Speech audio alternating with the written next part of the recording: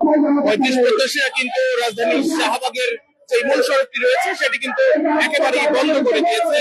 আমরা সরাসরি দেখতে পাচ্ছি এরই মধ্যে কিন্তু তারা কিন্তু আমরা দেখতেই পাচ্ছি গত কয়েকদিন কিন্তু তাদের এই আবেদন এবং তাদের জায়গা থেকে কিন্তু বারবার করে কিন্তু তারা কিন্তু এই আবেদনটা করছিল এবং এরই মধ্যেই কিন্তু দেখা যাচ্ছে যে তারা কিন্তু আজ কিছুক্ষণ পূর্বে থেকে অর্থাৎ সন্ধ্যার পরের মুহূর্ত থেকে কিন্তু তারা কিন্তু পুরো শাহবাগের যে সড়কটি সেটি কিন্তু অবরোধ করে রেখেছে এবং দেখতেই পাচ্ছেন যে পুরো চারপাশের যে সড়ক সেই সড়কে কিন্তু স্থবিরতা নেমে এসেছে। আমরা সরাসরি যুক্ত রয়েছি মেট্রো টিভিতে দেখানোর চেষ্টা করছি রাজধানীর শাহবাগ থেকে এবং দেখতেই পাচ্ছেন যে পুরো সড়ক অবরোধ করে কিন্তু তারা কিন্তু ব্লকেট কর্মসূচি পালন করছেন এবং এক দফা এবং এক দাবিতে তারা কিন্তু এসেছেন এবং তারা কিন্তু বলছেন যে কোনোভাবেই যে চাকুরিতে যে বয়স সীমা সেটি 35 করার যে দাবি সেটি নিয়ে কিন্তু তারা মূলত আজ অবস্থান নিয়েছেন। আমরা কিন্তু দেখতেই পাচ্ছি, আমরা শাহবাগ থেকে সরাসরি যুক্ত রয়েছি, আমরা আপনাদের সরাসরি দেখানোর চেষ্টা করছি যে শিক্ষার্থীদের অর্থাৎ 35 প্রত্যাশীদের যে দাবির জায়গা সেটি ঘিরে কিন্তু পুরো রাজধানীর পুরো চারপাশের যে সড়ক শাহবাগের সেই সড়ক কিন্তু একেবারে স্থবিরতা নেমে এসেছে। আমরা একজন শিক্ষার্থীর সঙ্গে একটু কথা বলবো, একজন 35 প্রত্যাশীর সঙ্গে, যে আপনাদের দাবিগুলো নিয়ে সেটি শাহবাগে এসে পড়া কেন সেটি আমরা শাহবাগে কিন্তু হঠাৎ করে চলে আসিনি। আমরা যতটা পারা যায় শান্তিপূর্ণ উপায়ে শিক্ষার্থীরা যতটা শান্তিপূর্ণ উপায়ে সমাধান করা যায় সেই চেষ্টা তারা চালিয়েছে। তারা স্মারকলিপি জমা দিয়েছে, তারা দফায় দফায় পিএসসির সাথে বসেছে। পিএসসি সংস্কারের দাবিতে আন্দোলনরত শিক্ষার্থীদের দাবিকে কর্ণপাত করে নাই। তখন বাধ্য হয়ে শিক্ষার্থীরা অনশনে বসেছে, তারপর আমরা বিক্ষোভ মিছিল করেছি কয়েকদিন, তারপরে বাধ্য হয়ে এখন এই শাহবাগ আটকাতে হচ্ছে। কারণ শাহবাগে না আটকাইলে দু একজন মানুষ মারা না গেলে আসলে সরকারের টনক নড়ে না। সেই ফেসিবাদী যে অবস্থা ছিল সরকারের হাতে, সেই একই অবস্থা এখনো রয়ে গেছে। কোন চেঞ্জ এখনো সরকারের মাঝে আসে নাই, সে আগের মতো রয়ে গেছে। আপনি দেখেছেন যে পটুয়াখালীতে শহীদ জসিমের কন্যা লামিয়া সে ধর্ষণের শিকার হয়েছে। এতদিন হয়ে যাওয়ার পরেও কোন প্রতিষ্ঠান এই সময়টুকু হয় নাই যে তারা সাক্ষাৎ করে সেই মেয়েটাকে সান্ত্বনা দিবে, আশ্বস্ত করবে, তুমি হতাশায় ভুগো না। পরে মেয়েটা একবারে যখন আত্মহত্যা করছে, সুইসাইড করতে বাধ্য হয়েছে, যখন মারা গেছে, তখন আমাদের উপদেষ্টা গতকালকে হাসপাতালে যায় তাকে দেখার জন্য। তার মানে কি, এবং গতকালে যদি সমালোচনা না হইতো এই ইস্যুগুলো নিয়ে, যে উপদেষ্টা খেলা দেখতে আসছে কিন্তু মৃত্যুর সাথে পাঞ্জালরা শিক্ষার্থীদের সাক্ষাৎ করবার সময় হয় নাই, এই সমালোচনা হওয়ার ফলে পরে সে আজকে বিকেল বেলা আসছে দেখা করতে তামাশা দেখার জন্য। মানে যতক্ষণ মানুষ মারা না যায় ততক্ষণ তাদের কোনো টনক করে না। শিক্ষার্থীরা অনশন করতে করতে আজ এখন মৃত্যুর সাথে পাঞ্জা লড়তেছে, এখন পর্যন্ত তাদের টনক যখন দেখবে যে একজন মানে মানুষ যখন আরো মুমূর্ষুর দিকে হয়ে যাবে তখন তারা তাদের টনক করবে। তো আমরা চাই যে এই ধরনের ব্যবস্থাটা হাসিনার আমলে ছিল, এই অবস্থা এখনো চলবে। শিক্ষার্থীদের যে দাবিগুলো যৌক্তিক দাবিগুলো তো সাধারণ মেনে নেওয়ার কথা, শিক্ষার্থীরা বলার আগে মেনে নেওয়ার কথা, তারা সেটা করবে। শিক্ষার্থীদের বাধ্য হয়ে আন্দোলন করতে হচ্ছে। কথা বলছিলাম যারা ব্লকের কর্মসূচি পালন করছেন তাদের একজন কিন্তু জানাচ্ছিলেন যে শাহবাগে না আসলে দাবি মানা হবে না, সেই প্রেক্ষিতে কিন্তু তারা কিন্তু তুলে ধরেছিলেন। আমরা দেখতেই পাচ্ছি পুরো রাজধানীর শাহবাগ এলাকা কিন্তু একেবারেই স্থবির হয়ে পড়েছে। তারা কিন্তু পুরো সড়কের চারপাশের যে চলাচল সকল রাস্তায় কিন্তু তারা কিন্তু বন্ধ করে রেখেছে। আপনারা দেখতেই পাচ্ছেন, আমরা একেবারেই শাহবাগ মোড়ে রয়েছি। আমরা আপনাদের দেখানোর চেষ্টা করছি যে ব্লকের কর্মসূচি পালন করছে 35 প্রত্যাশীরা, সেই জায়গাটি আমরা আপনাদের দেখানোর চেষ্টা করছিলাম এবং আমি যুক্ত রয়েছি নওফুল হাসান মাহফুজ আপনাদের দেখানোর চেষ্টা করছি। সমগ্র বাংলাদেশের বিভিন্ন বিশ্ববিদ্যালয় কলেজ প্রতিষ্ঠানে যারা আন্দোলন করছেন, আন্দোলনকারীদেরকে আমরা পিএসসি সংস্কার আন্দোলনের পক্ষ থেকে ধন্যবাদ জ্ঞাপন করছি। আপনাদের এই ত্যাগ, আপনাদের এই আন্দোলন, আপনাদের এই প্রতিবাদ, আপনাদের এই ন্যায্য কণ্ঠস্বর, আপনাদের এই বলিষ্ঠ কণ্ঠস্বর আজকে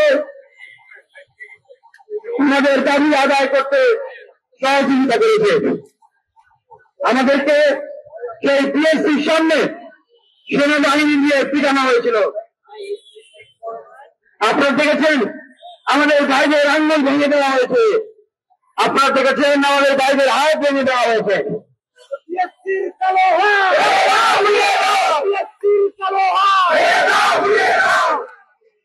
আপনারা দেখেছেন পেছন নিউজ দিয়েছে প্রশ্ন ফাঁস হয়েছে, হয় নাই? প্রশ্ন ফাঁস হয়েছে, সেটা পিএসসি নিজেই স্বীকার করেছে। প্রশ্ন যদি ফাঁস না হইতো তাহলে আরো কয় হাজার টিকেছে বলে 11,000 কেন টিকেছে? প্রশ্ন ফাঁস হওয়ার জন্য টিকিয়েছে, বৈধতা দেওয়ার জন্য টিকিয়েছে। তাহলে সামনে যদি আরো এরকম প্রশ্ন ফাঁস হয় তাহলে কয় হাজার করে টিকাবে? তাহলে আবেদনের দলদের কত শক্তি, কত প্রয়োগ যে তাদেরকে টিকানোর জন্য আরো 10,000 টিকিট দেওয়া, কিন্তু তাদেরকে বাদ দেওয়া যায় না। আমরা সেই জায়গায় বলেছি আমাদের যে দাবিগুলো রয়েছে সেই দাবিগুলোর ভিতরে প্রথম অন্যতম যে দাবি, প্রথম অন্যতম বিশেষে যারা প্রস্তুত করেছে প্রস্তুত হিসেবে জড়িত তাদেরকে আমরা বহিষ্কার দাবি জানিয়েছিলাম। এই বিসিএস নিয়ে সামনে করে প্রশ্ন করা, সেটার নিশ্চয়তা আমরা চেয়েছিলাম। সেটার সুন্দর প্রক্রিয়া রয়েছে, সেটার সুন্দর প্রক্রিয়া রয়েছে। আমরা আদালত থেকে কিন্তু সেটা পেতে পারতাম। আজকে আমাদের ভাইরা যখন অনশনে সমালোচনার শিকারে চাপে পড়ে ওনারা এখন শিক্ষার্থী বন্ধুদের কাছে এসেছেন, আমরা তারপরেও তাদের প্রতি ছাত্র সমাজ দেখিয়ে দিতে চায় যে ছাত্র সমাজ যারা জুলাই অভ্যুত্থানে আন্দোলন করেছে, যারা জুলাই অভ্যুত্থানে নেতৃত্ব দিয়েছে, জীবন দিয়েছে, তাদের ভিতরে সেই মেহনতটা রয়েছে। আমরা বলেছিলাম যে এই যে আন্দোলন, এই আন্দোলন, এই প্রশ্নবিদ্ধ যে বিসিএস, সেটির যে সমাধানের প্রস্তাব দেওয়া হয়েছে, সেটির সমাধানের প্রস্তাব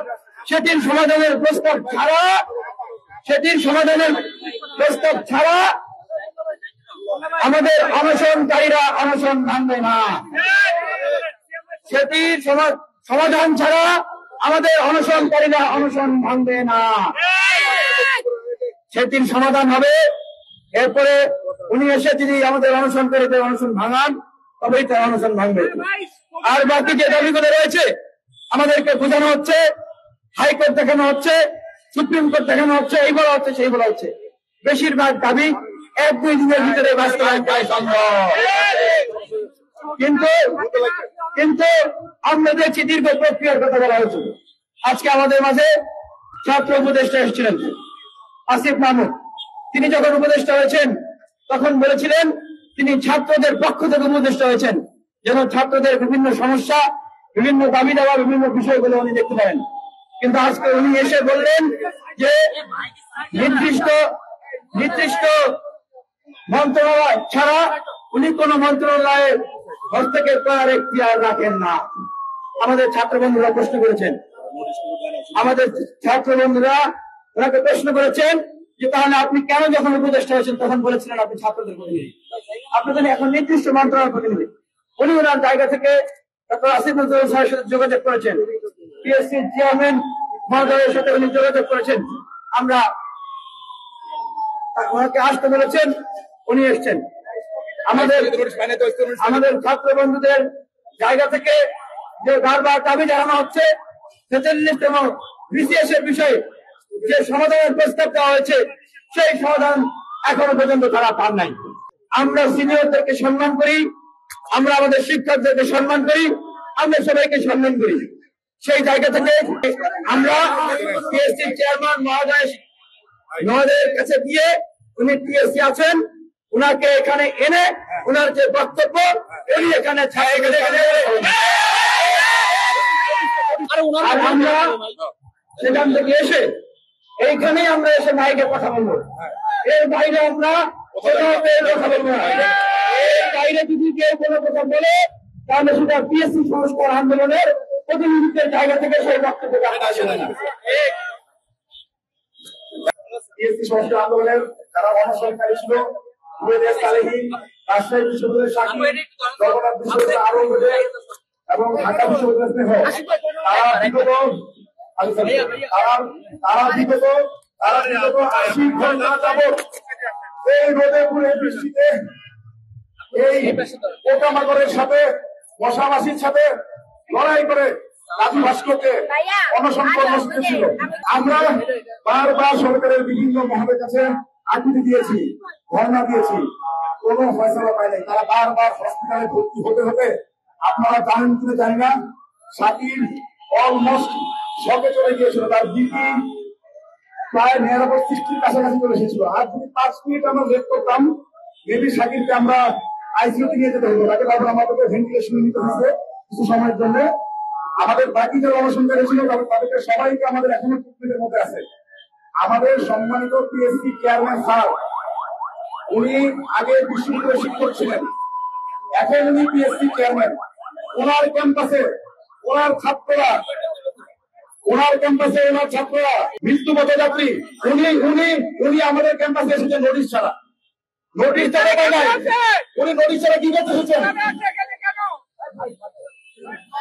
প্রিয় ভাইয়েরা, এই তীব্র গরমে আমাদের যে অবস্থা, আমি যেটা বলতে চাচ্ছি, পিএসসি চেয়ারম্যানকে এখানে এসে আমাদের সাথে সংহতি জানাতে হবে।